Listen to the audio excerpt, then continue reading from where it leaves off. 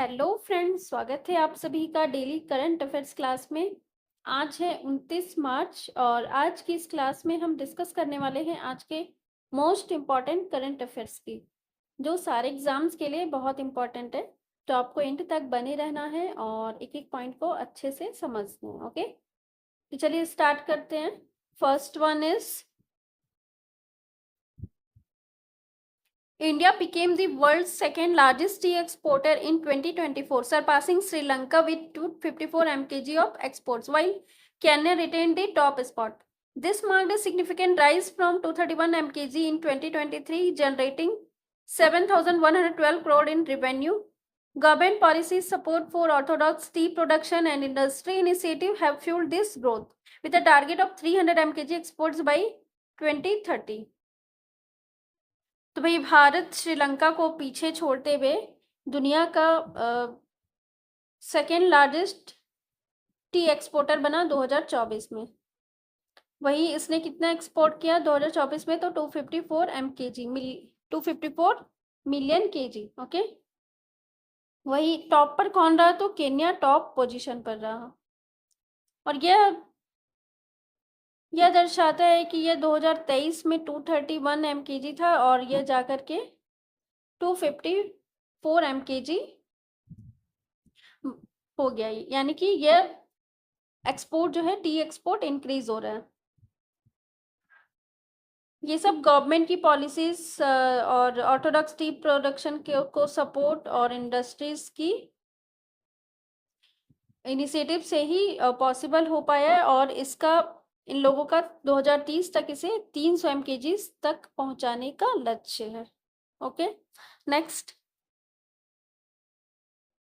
The Union Cabinet chaired by PM Narendra Modi approved a 2% hike in dearness allowance and dearness relief for central government employees and pensioners, increasing it from 53% to 55% of basic pay or pension effective January 1st, 2025. This revision benefiting 48.66 lakh employees and 66.55 lakh pensioners follows the 7th Central Pay Commission and aims to offset inflation. तो भाई union cabinet ने, जिसे prime minister Narendra Modi ने chair किया, उन्होंने dearness allowance और dearness relief में 2% hike को अप्रूव किया है। और ये जो है सेंट्रल गवर्नमेंट एम्प्लॉयज पेंशनर्स के लिए होगा। यह पहले 53% था बेसिक पे और पेंशन का, अब ये 55% हो जाएगा और ये 1 जनवरी 2025 से ही इफेक्टिव होगा। इसके रिवीजन से 48.66 लाख एम्प्लॉयज़ और 66.55 लाख पेंशनर्स को इसका फ़ायदा मिलेगा। और ये जो हाइक किया गया है ये 7th पे कमीशन के ही अकॉर्डिंग किया गया। Okay, next. A 7.7 magnitude earthquake struck Myanmar on 28 March 2025 with its epicenter near Mandalay at a depth of 10 km, causing widespread panic and structural damage at Bangkok, Thailand. Thai Prime Minister Paetongtarn Shinawatra declared a state of emergency as tremors led to the collapse of 30-story under construction skyscraper, trapping 43 workers. Evacuation, water overflow in pools and structural damage were reported across Bangkok. तो भाई 28 मार्च 2025 यानी कि कल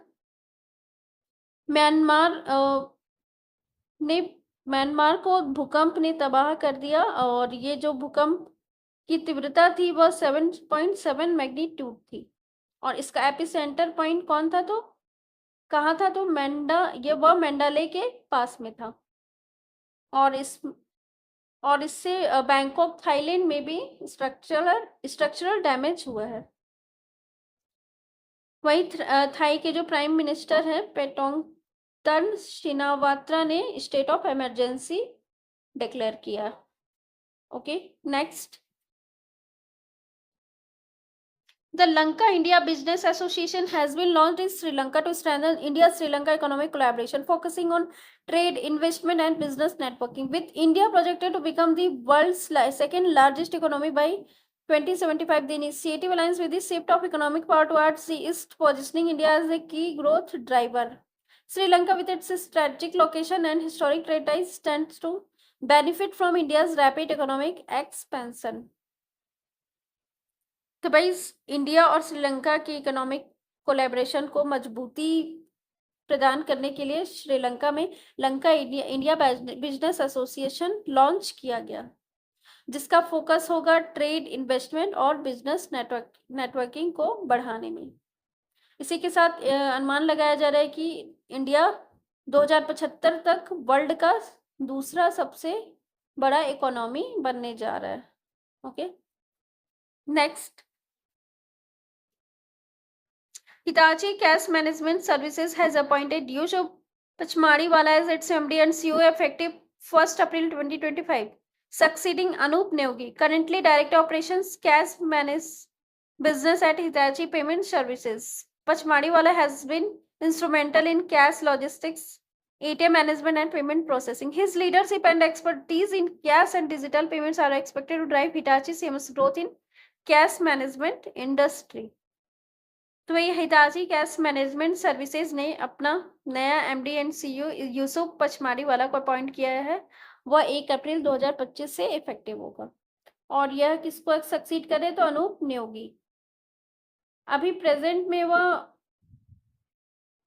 operations में है, cash business operations में है Hitachi payment services में, और उन्हें कैश लॉजिस्टिक्स में एटीएम मैनेजमेंट और पेमेंट प्रोसेसिंग में वो काफी एक्सपीरियंस्ड है। ओके, नेक्स्ट,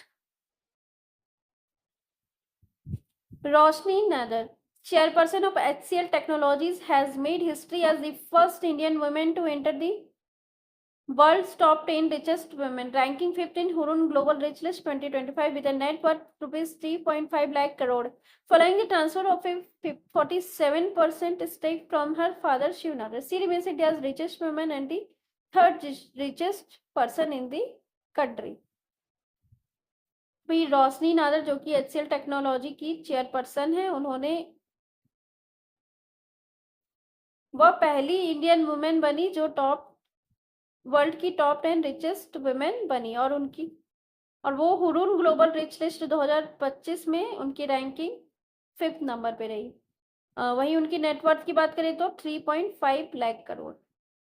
और यह जो है उनके फादर जो कि शिव नादर है, वो अपना 47% स्टेक जो है अपनी डॉटर रोशनी नादर को ट्रांसफर किया। उसके बाद ये टॉप 10 रिचेस्ट वुमेन में एंटर की। ओके, और यह इंडिया की सबसे रिचेस्ट वुमेन और कंट्री की थर्ड रिचेस्ट पर्सन अब बन गई है। Okay, next, The Khelo India Para Games 2025 concluded after 8 days of intense competition featuring 1,300 para athletes across New Delhi's major venues. Haryana retained its dominance with 34 gold medals, followed by Tamil Nadu and Uttar Pradesh. The event saw the creation of 18 national records, showcasing the rising competitiveness of India's para athletes and their unwavering spirit. वही खेलो India पारा games 2024 जो कि दिल्ली में हो रहा था, जिसमें कि 1300 पारा एथलीट्स पार्टिसिपेट किए थे। उसमें स्टेट्स की बात करें तो हरियाणा टॉप पोजीशन पे रहा और इसने 34 गोल्ड मेडल हासिल किए। और सेकंड नंबर पर तमिलनाडु जिसे 28 गोल्ड मिले, और उत्तर प्रदेश उसके तीसरे नंबर पर उत्तर प्रदेश रहा जिनसे 23 गोल्ड मेडल मिले। Okay, next, world theatre day celebrated annually on March 27th since 1961 by the International Theatre Institute, honors the significance of theatre in storytelling and cultural expression.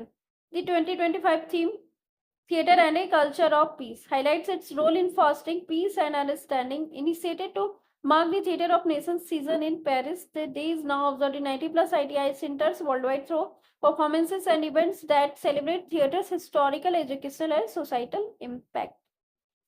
तो भाई वर्ल्ड थिएटर डे हम लोग 27 मार्च को celebrate करते हैं, और यह 1961 से इंटरनेशनल थिएटर इंस्टीट्यूट के द्वारा सेलिब्रेट किया जा रहा है।